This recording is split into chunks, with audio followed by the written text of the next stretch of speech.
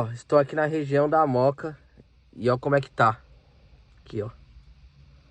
Já tô há 25 minutos aqui. E ó, a Uber tá assim. A 99 tá assim.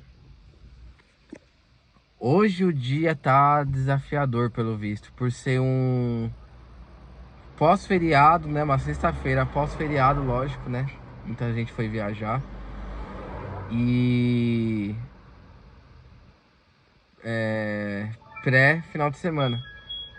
Tocou agora uma corrida de R$ 9 pra você fazer em 20 minutos. Não, nem pra se posicionar serve, entendeu?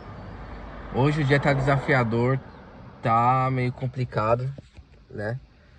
Então vamos ver aí. Acho que vai ser aqui pra frente, que o negócio tá meio pensativo mesmo, hein, pessoal? O negócio tá ruim, hein?